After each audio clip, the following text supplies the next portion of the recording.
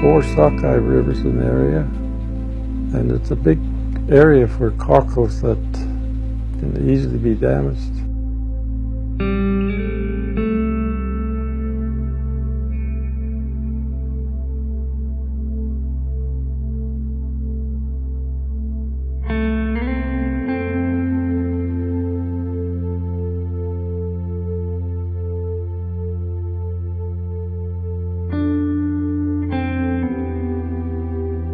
Our parent would take us out of school and take us out there, and we lived there until all the food was gathered for the winter.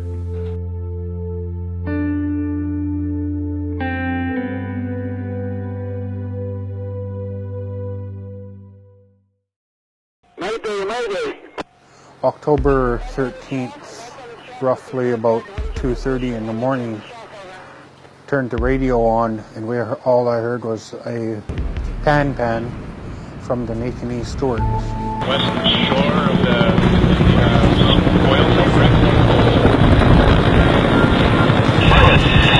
Whiskey Charlie with the Squawk, 5 relay station, and just inbound for Gale Creek right now. Thank you. I was on one side of the boat, not knowing that there was punts pushing on the barge to try to keep it off the rocks from going further into the beach. And just as I was going that way, the tug itself sunk. What did you think when you saw it go down? It is heartbreaking. Today, I was out on the John P. Tully as a Heiltsuk advisor. Noticed that the secondary boom was completely breached. Probably 400 to 500 feet of the secondary boom was wrapped up on shore. We came in yesterday, and aside from the one main plastic boom on the outside of Gale Creek, all the other booms had already broken. Feels like we're just part of a big show, a big cleanup show that isn't really accomplishing anything.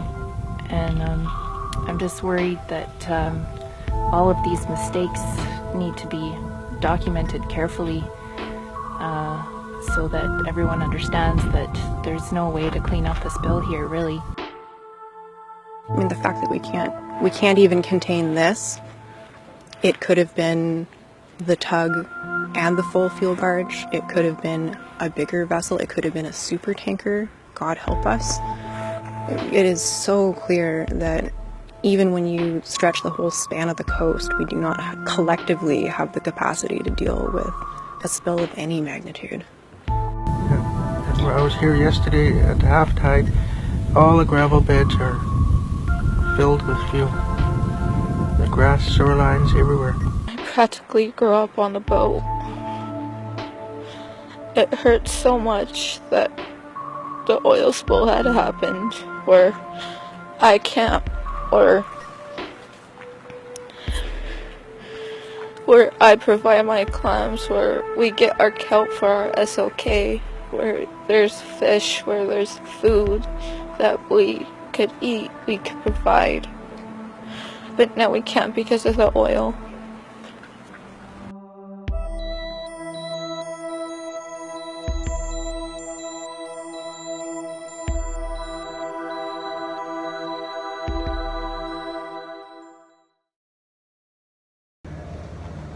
Hi everyone, my name is Jessie Hosty. I'm a community organizer in Bella Bella, and I also serve my community as an elected tribal councillor.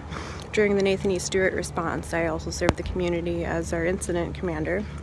It's been about 10 months since the Nathan E. Stewart ran aground in Heiltsuk homelands, and in a lot of ways it feels like it was yesterday.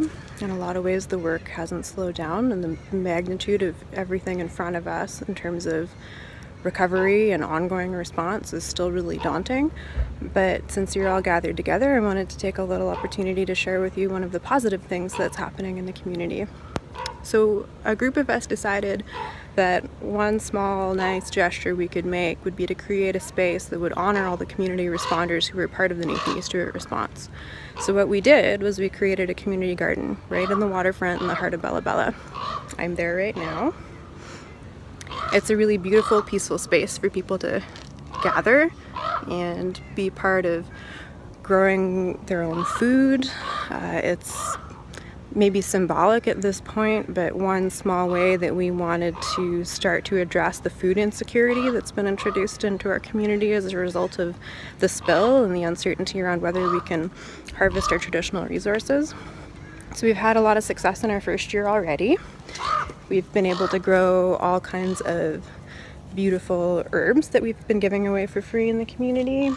We've got all kinds of squashes, zucchini, tons and tons and tons of beans and peas, rutabagas, the odd strawberry that survived the birds, and a lot of flowers, because we want it to be a beautiful space where people feel welcome and where they can take in the peace and beauty that comes from sitting by clean water by the ocean.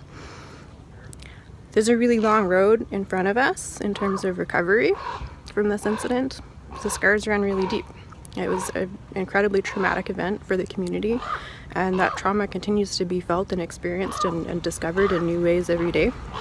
I won't shy away from that truth, but I am incredibly grateful for all of the people out in the wider world who stood with us while that incident was ongoing, who continue to stand with us today, and who are just willing to be with us in that vulnerability and help us find ways through.